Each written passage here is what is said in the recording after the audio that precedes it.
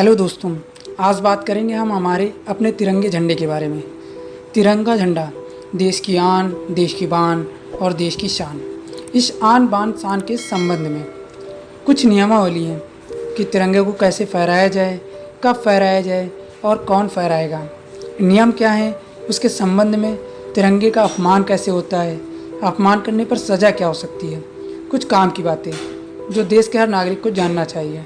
और आज मैं इसी के बारे में बात करूँगा, एक लेक्चर और इस टॉपिक पर तिरंगा झंडा फहराने के संबंध में नियम देश के नागरिकों के लिए बहुत महत्वपूर्ण है और इस लेक्चर को देश के हर नागरिक तक पहुंचाना आपकी जिम्मेदारी है। अगर आप इस लेक्चर को देख रहे हैं तो हर व्यक्ति तक इस लेक्चर को पहुंचाइएगा।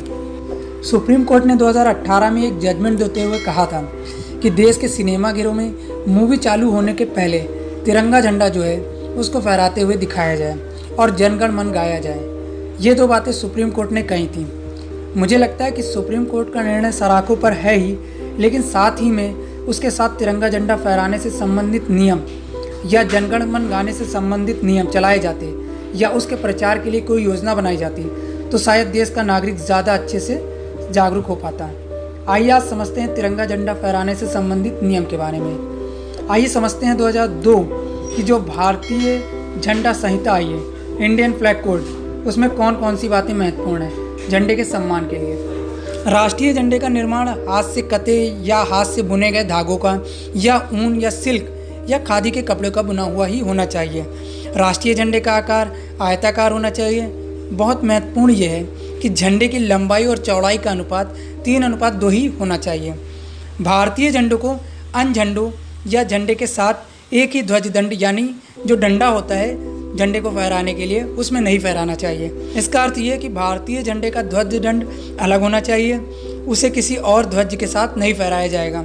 जनता द्वारा राष्ट्रीय सांस्कृतिक अवसर पर कागज़ के बने झंडे को फहराया जा सकता है, लेकिन ऐसे झंडे को ज़मीन पर नहीं गिरने दिया जाना चाहिए। उनका सम्मानपूर्वक निपटारा किया जाना चाहिए। यही झंडे के प्रति हमारा सम्मान है। झंडे को वाहन, रेलगाड़ी, नाव, वायुयान आदि की छत को ढकने के काम में नहीं लिया जाना चाहिए। झंडे का प्रयोग ना तो किसी वर्दी या पोशाक में किया जाएगा और ना ही झंडे को रुमाल, तकियों या किसी अन्य ड्रेस पर मुद्रित किया जाएगा। किसी व्यक्ति या वस्तु को सलामी देने के लिए झंडे को कभी नहीं झुकाया जाएगा। जिस जगह झंडे का प्रदर्शन खुले में किया जाता है वहाँ पर मौसम की चिंता किया बिना झंडे को सूर्योदय से लेकर सूर्यास्त तक फहराया जाना चाहिए। भारतीय नागरिक अब रात में भी राष्ट्रीय तिरंगा फहरा सकते हैं, लेकिन इसके लिए शर्त यह है कि झंडे का पोल इतना लंबा हो कि झंडा दूर से ही दिखाई दे और झंडा खुद भी चमके।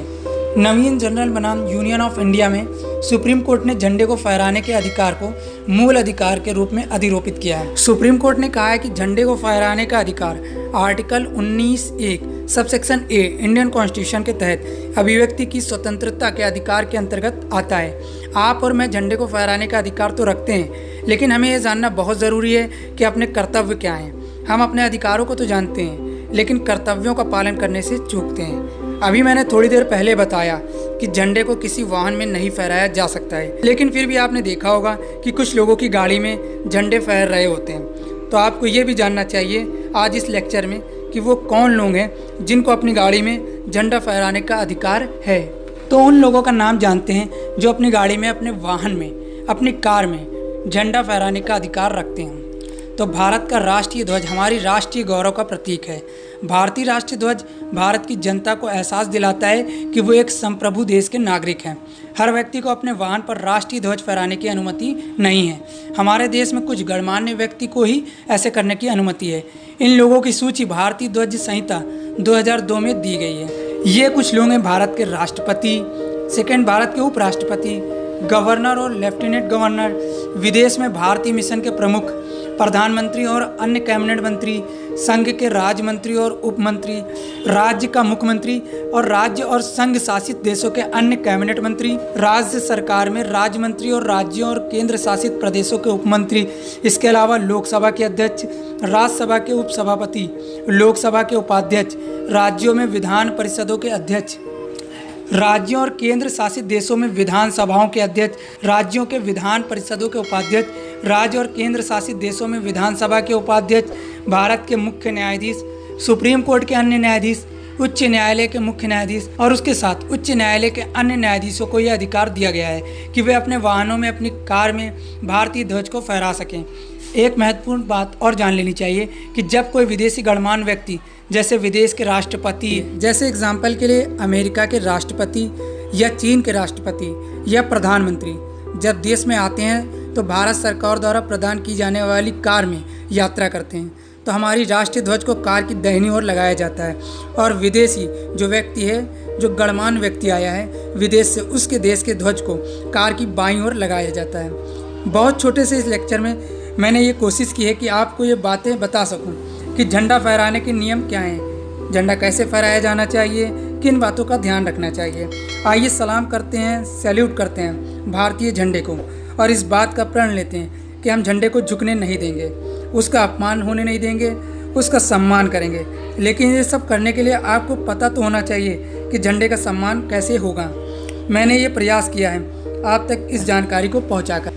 आपको कंट्रीब्यूट करना है इस लेक्चर को शेयर करके, कमेंट करके और हर उस प्लेटफॉर्म तक पहुंचाकर जहां तक आप जुड़े हुए हैं। तो दोस्तों, अगर वीडियो अच्छी लगी हो तो इसे लाइक शेयर ज़रूर करिएगा। अगर आपके मन में कोई क्वेश्चन हो तो आप नीचे कमेंट करके पूछ सकते हैं। मिलते हैं नए और इंटरेस्टिंग वीडियो के साथ, तब तक के लिए जय हिंद, जय भारत।